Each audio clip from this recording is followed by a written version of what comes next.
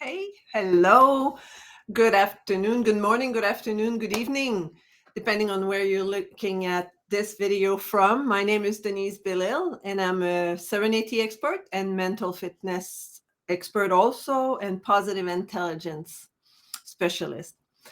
Today, I have no guest. It's just me, and between Christmas and New Year's, a lot of people are taking some time off, and especially today would be a day that is a holiday because Christmas was on a Saturday and all that stuff. So, but I just wanted to come and say hi. And still with the it's all good. Look who's here for a chat. I'm here for a chat. And the reason why I call this It's All Good is because it's my favorite cup. It's all good.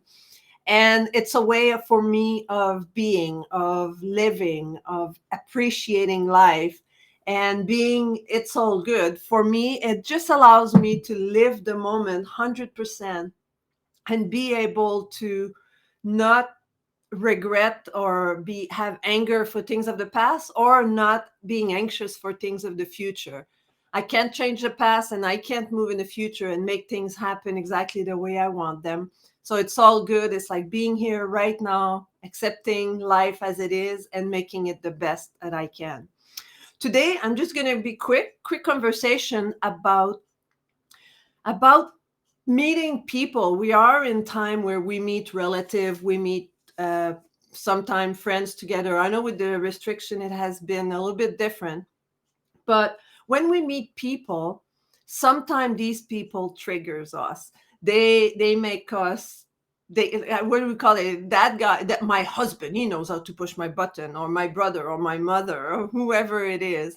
And and I just want to remind you that if somebody triggers you, you have a choice. You have a whole bunch of choices. You can choose to react, or you can choose to act differently.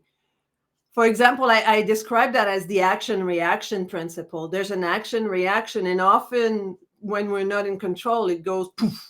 Action reaction is almost like an explosion, and then you end up with reacting. It's like somebody push your button, poof, you go. It's like that little staple button, poof. That's easy, but it's the opposite. Somebody push you, is like you explode.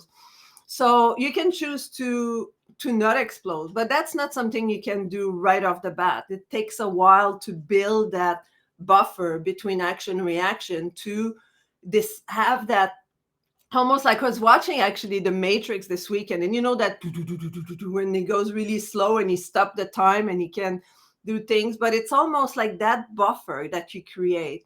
It can take you away from having that reaction, and it gives you time to, okay, what do I want to do with this information that I have right now? Do I want to react? Do I want to avoid it? Do I want to walk around it? What do I want to do? And it allows you just to move out of that. So when you're meeting people, well, this weekend, all the time, that are actually pushing your button, that are making you react, that are making you upset, it, just think that they are not making you upset. You are choosing to get upset because you could choose a whole bunch of other situation. You can either be happy or sad. You cannot be happy and sad at the same time. So the choice is always yours.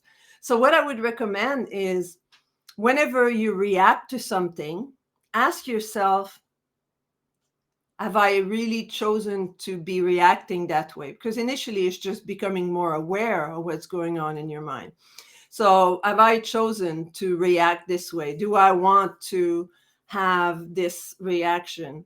And then also, secondly, what you can ask yourself is, if that person has that trigger on me, or let's say you find that somebody is nasty or somebody is negative, or and that triggers you, that makes you react a certain way, look at that person with more empathy, look at that person with more love, and try to imagine maybe the suffering that they have inside of themselves. If somebody is nasty, I remember when I was younger, I was very verbally abusive when I was in my late teen. And I would look at something that could hurt someone, and then I would say it because I was not happy with myself. I was not happy with who I was. So I would project that unhappiness onto people. And then once I realized that I was not happy with myself, then I became more happy with myself. And then I've decided to give more love, to be more loving, caring, and expending the love for myself towards others. And that helps a lot in my relationship. I had more sympathy and empathy and compassion for the people that were in my life. And I give them more love rather than being nasty towards them and saying negative things and things that would be hurtful. So look at yourself in your conversation with other people. How can, if somebody is saying things that are hurtful to you, look at it in a way that how much suffering must they have in their life in order to react this way? How much suffering they must have endure over the years that brought them to be in that space where they are negative, where they are nasty or aggressive. So put yourself in their shoes. And even if you don't feel like telling them in person, but mentally send them more love, send them more support. We know that we can send love and support to people without even talking to them. We do that all the time when we do group meditation. If you have never experienced that, it's something I would recommend that you do, is go to a global event where thousands of people are meditating for peace on earth. And then you would see that energy, that glow around you and all the people that are meditating around the world for peace. But that's the same thing. If you are looking at someone that is negative, nasty, telling you negative things or doing something negative towards somebody else that you witness, ask yourself how hurt these people must be.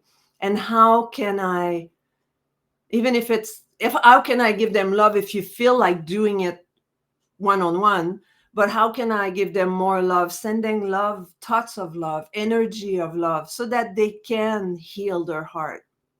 Because often these people, they will trigger you, but in reality these people, they are also suffering. So when you look at their suffering, when you look at them in that way, then you can feel that you can expand yourself and you don't get hurt as much, because you go with a spirit of love and not so much of a spirit of a victim. You go strong and you say, I can send that person love even though their intention was to hurt me. I'm not going to go there. I don't want to be hurt. It's a choice. I want to give them love instead. So I would highly suggest or recommend that you try that in the next couple weeks, the next couple months.